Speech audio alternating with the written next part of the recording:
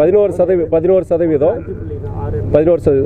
ஆனால் 9 இடங்களில் அவங்க போட்டி போட்டு வாங்கினதை விட இப்போ 23 இடங்களில் போட்டு அவங்க 11% வாங்கியிருக்காங்க. அப்படி கம்பேர் பண்ணும்போது பார்க்கணும் அது வாக்கு சதவீதம் குறைஞ்சி தான் இருக்குன்னு சொல்ல முடியும்.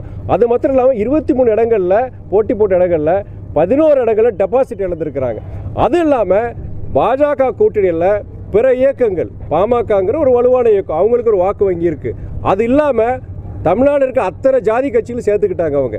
அது இல்லாமல் சில தனிநபர்களுடைய செல்வாக்கு இருக்குது.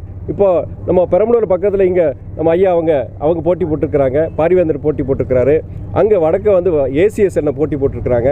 இதே மாதிரி சில நபர்கள், செல்வாக்கு பெற்ற நபர்கள் போட்டி போட்டு அவங்களுடைய வாக்குகளை பொறுத்தவரைக்கும் பாஜக சேர்ந்துருக்கு. அண்ணன் டிடிவி அவரும் அந்த கூட்டணியில் தான் இருக்கிறாரு. அவரும் இந்த மாதிரி நபர்கள், செல்வாக்கு பெற்ற நபர்களுடைய வாக்கு பாஜக சேர்ந்துருக்கு. எல்லாம் விட்டு சீமா அண்ணனை மாதிரி தனியாக நிற்க சொல்லுங்கள், நாங்கள் வாக்கு வங்கி வளர்ந்துருக்கு சொல்லுங்கள், நான் ஒத்துக்கிறேன். நான்